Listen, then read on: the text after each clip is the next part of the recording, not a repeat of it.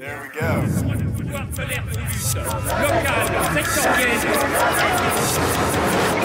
L'hebdo-parleur, 7 jours de lutte dans le viseur. Cette semaine, dans l'hebdo-parleur, le corps de l'Union, c'est sacré. L'exécutif reste dans le vague. D'un côté, le confinement impose l'arrêt du travail en tout ou partie pour un tiers des actifs ayant un emploi dans le pays, soit 9 millions de personnes. De l'autre, les 2 tiers qui restent au travail, à la maison pour certains et pour certaines sur leur lieu de travail pour les autres qui se trouvent d'ailleurs majoritairement dans des quartiers populaires comme en Seine-Saint-Denis. Comment remettre toute cette France au travail, reprendre aussi le rythme des réformes néolibérales en pause aujourd'hui, sans passer pour des cols blonds un peu trop pressés de revenir au business as usual. Le président réfléchit à un gouvernement d'union nationale capable d'accomplir cette tâche.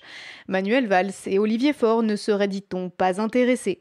Pourtant, avec la droite en embuscade et l'alarme sur la récession mondiale qui s'annonce, maintenir le gouvernement en l'état semble inimaginable. L'équipe de l'hebdo-parleur vous propose d'anticiper un peu sur cet horizon politique post-confinement. Lorsque tous les coups sont permis, faire l'union nationale n'est pas un scénario de film d'amour. Emmanuel Macron convoque ses lieutenants. Son épouse, experte en couleurs de bronzage, l'a convaincu d'aller se mettre au vert. Le petit père de la nation ne peut se présenter ainsi aux Françaises et aux Français, en plein confinement. En attendant son retour, il doit confier les clés du pouvoir à son plus fidèle lieutenant, Christophe Castaner, surnommé le kéké de la République. Dans l'ombre des ors du bureau présidentiel, c'est le secrétaire d'État, Laurent Nunez, qui va tirer les ficelles. Messieurs, je vous ai fait venir pour une raison simple. Ne faites pas ces têtes de cul pincées. Il a fallu que ce soit ma femme qui monte au créneau pour pointer le problème. Monsieur le Président, Taisez-vous, Philippe. C'est ce que vous faites encore de mieux, la fermer. Quand je pense qu'aucun de mes ministres n'a eu le cran de me dire la vérité... Je suis orange. Alors quoi? J'ai recruté les daltoniens de la société civile? Mais Monsieur le Président, vous allez faire quoi? Vous allez faire comment? Partir?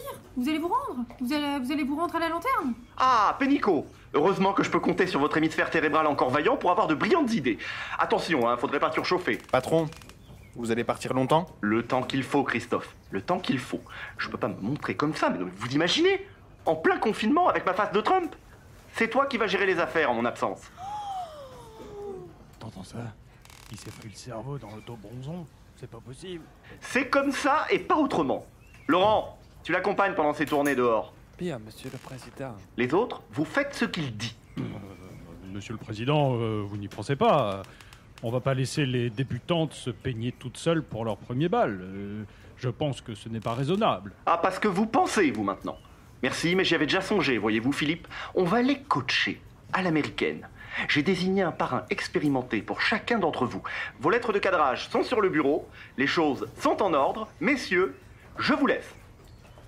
Bande de cons, ceux-là. Je n'en peux plus, Brigitte, je n'en peux plus. Ne t'énerve pas, chérie, tu vas froisser ta chemise.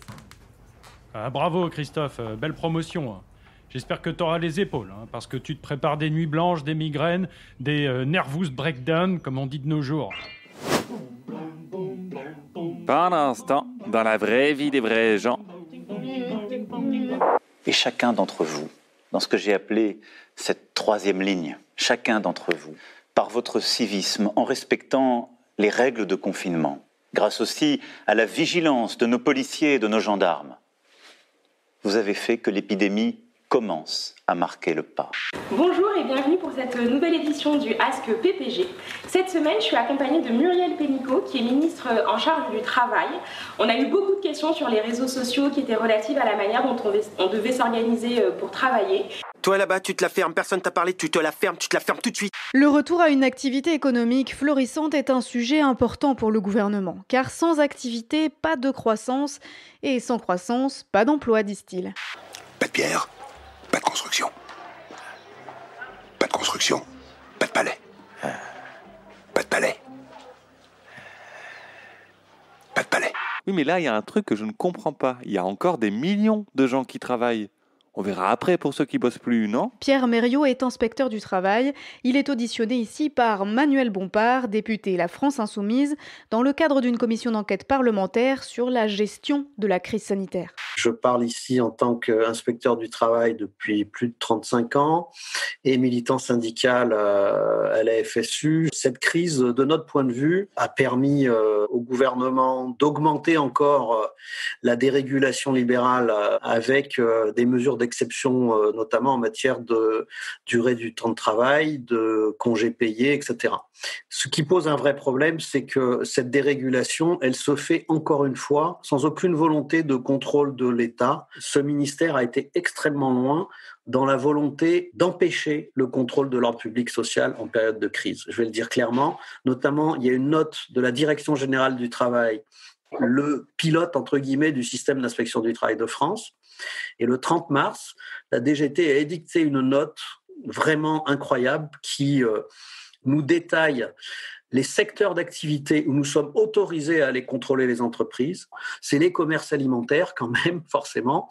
Mais il y a vraiment très peu de secteurs qui sont ouverts au contrôle, ce qui est une première pour nous. Et simultanément, la DGT s'avère incapable de nous fournir un équipement de protection individuelle, c'est-à-dire en masque, en gants, en blouse, etc. Il n'est pas normal d'avoir un corps de contrôle qui n'est pas doté d'équipement de protection. Nous devons pouvoir intervenir sans prévenir, de jour comme de nuit, dans tous les lieux où des salariés travaillent. Oui, et puis il faudrait pas trop que ça se voit qu'il y a des gens, à l'heure où je vous parle, qui travaillent pour faire des trucs qui ne sont pas, franchement, de première nécessité en temps de guerre contre le virus. Donc à ST Microélectronique, ST Microélectronique c'est une multinationale d'un groupe franco-italien et sur mon site à ST Crawl on est 4300 salariés. Notre secteur d'activité c'est principalement de créer des puces microélectroniques. Join the future. If it's not 3, it's not real 5G. Ouf, ça va un peu trop vite pour moi. À l'entrée des gardiens qui effectuent des prises de température, normalement, mais moi je n'y suis pas retourné depuis, ils ont installé des caméras thermiques qui sont plus fiables. On se rend dans ces différents environnements de travail en respectant des protocoles. Il y a des distributeurs de gel hydroalcoolique qui ont été installés à divers endroits de l'entreprise. En arrivant sur le site, on a la distribution de 2 masques chirurgicaux pour notre journée de travail, un pour le matin, pour l'après-midi. Étant élu moi-même, j'ai pu constater de nombreuses failles et on fait remonter à la direction régulièrement ces failles pour essayer de les corriger. Il y a eu un accord d'entreprise visant à réduire jusqu'à 50% les effectifs et normalement la production. Mais on voit que pour la production, pour nous sur ST Crawl, c'est juste une baisse de 20 à 30%. Et les effectifs, c'est plus une baisse autour de 55, on a 55 à 60% de présence, quoi. Nous, on produit vraiment des choses immédiatement non essentielles et vitales à la population. On a à disposition des moyens de protection qui arrivent, alors que certains secteurs sont en pénurie. Donc, c'est vrai que là, dans ce contexte, j'ai du mal à comprendre pourquoi on continue à avoir une telle activité et une telle densité de population sur notre site qui ne produit pas de choses pour l'instant immédiatement essentielles et vitales à la population. À la question de savoir quelles sont les productions essentielles et quelles sont celles qui pourraient être gelées jusqu'au 11 mai, voire peut-être même plus tard, la ministre du Travail ne répond pas véritablement.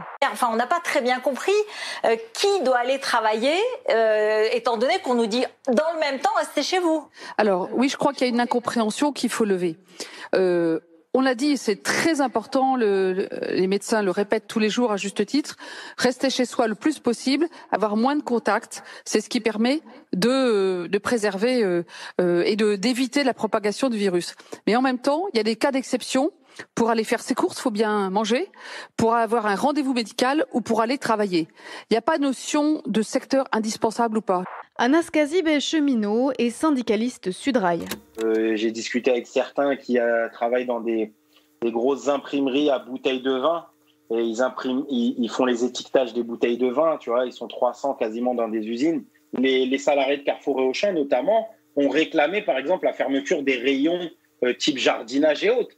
Ils ont dit, mais là, la priorité, c'est pas d'aller remplir et conseiller des gens dans le rayon jardinage, tu vois. Et en fait, ils veulent pas. Ils essaient de trouver un truc d'utilité pour essayer de justifier telle ou telle chose. Ce qui est essentiel, en réalité, pour les patrons, c'est leur poche. Vous pouvez aller vous gratter. C'est signé. Ah non, c'est moi ça. Mais pire que ça, au lieu de réquisitionner les boîtes, l'État laisse le marché et les entreprises proposer ces petites solutions libérales. Ça me fout en l'air, ça. Alors, nous leur avons posé la question tout à l'heure à Decathlon. Ils nous ont indiqué que donc ils avaient interrompu la vente de ces masques au grand public il y a 2 semaines maintenant. Et depuis, ils ont distribué près de 24 000 masques EasyBreath. C'est ce modèle qu'on voit à quoi il ressemble. Il recouvre tout le visage. C'est un masque de plongée assez particulier. Et ce matin, on a appris qu'ils lancent dans une usine de la marque industrielle BIC en Bretagne, ils lancent la production d'adaptateurs que les médecins, les personnels soignants pourront mettre sur les masques Decathlon, des adaptateurs pour filtrer l'air inspiré. La production commence ce matin. Ils ont prévu d'en faire 24 000 pour justement tous ces masques qui ont été distribués. Les recherches donc se poursuivent. Pour le patron du MEDEF, Geoffroy Roux de Bézieux, lors de la reprise du travail, il faudra mettre les bouchées doubles et renoncer au congé pour relancer la croissance. Oui, alors j'ai un message pour lui. Tu sais quoi, mon Geoffroy? Tout le monde a super bien pris ton idée de renoncer au RTT, congé payé, d'allonger la durée de travail. Les caissières étaient ravies. Et je te parle pas des profs qui t'ont entendu alors qu'ils sont en train de ramasser des gariguettes pendant leurs vacances. Même Dominique Seux, il a recraché son café quand il a entendu ça, c'est te dire. Hein. Alors les Français, vous pensiez peut-être que vous alliez pouvoir continuer à vous la couler douce, à manger des coquillettes dans votre 30 mètres carrés porte d'Aubervilliers pendant des mois? Bah, toutes les bonnes choses ont une fin. Hein. SEAT, qui est constructeur automobile en Espagne.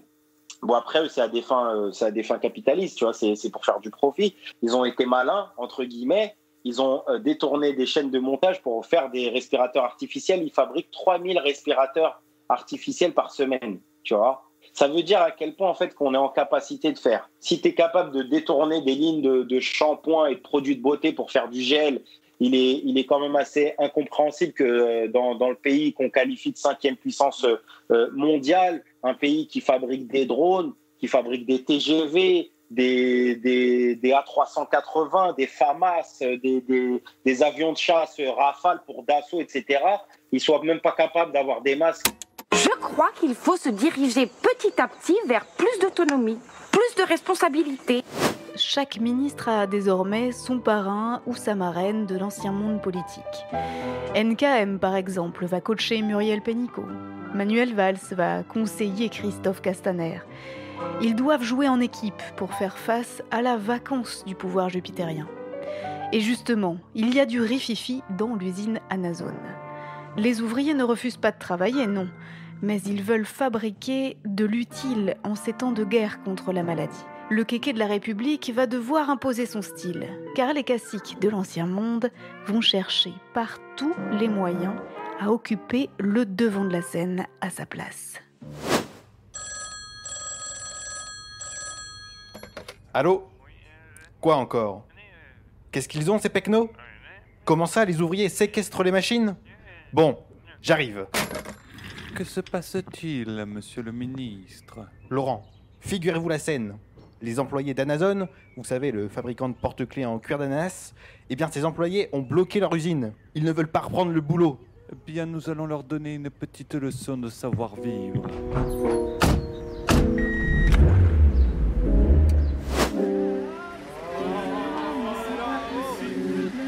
C'est pas possible, là-haut!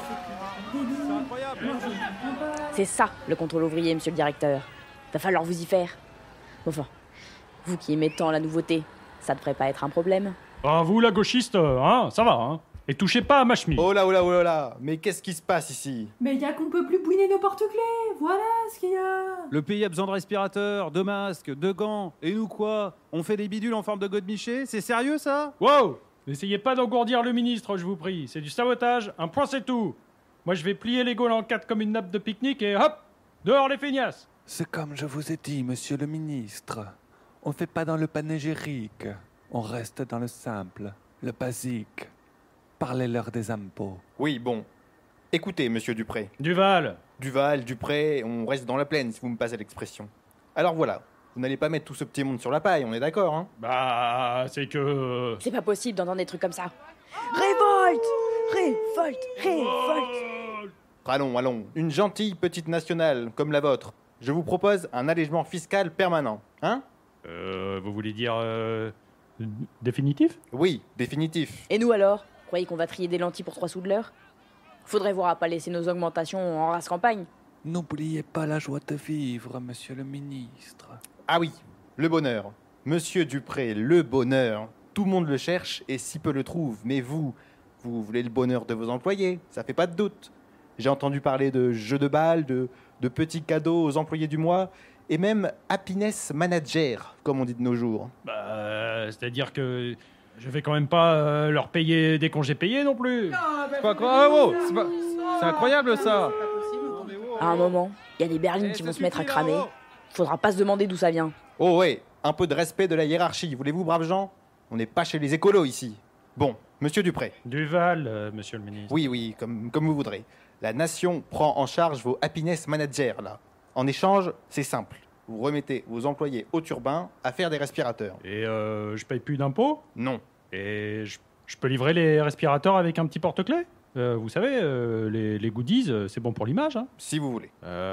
C'est d'accord. Ah bah voilà quand même. Ah bah là au moins ça bouge. Ah ça fait plaisir, bravo. C'est quoi ça? Qu'est-ce qui se passe? Monsieur le ministre, pas besoin de solder les bijoux de famille. Valls, mais qu'est-ce que vous trafiquez? Je trafique pas, j'arrose. Alors, Dupré Duval Vous allez gentiment faire ce qu'on vous dit, et pour les impôts, rien de plus simple. On prend les chiffres de l'année dernière, et on recommence. C'est pas beau la comptabilité pour les nuls? Ah, les grosses cylindrées, ça fait toujours son petit effet. Mais bon, l'esprit fantassin se perd. Quelle tragédie. Allez, circulez, la France a besoin de respirateurs.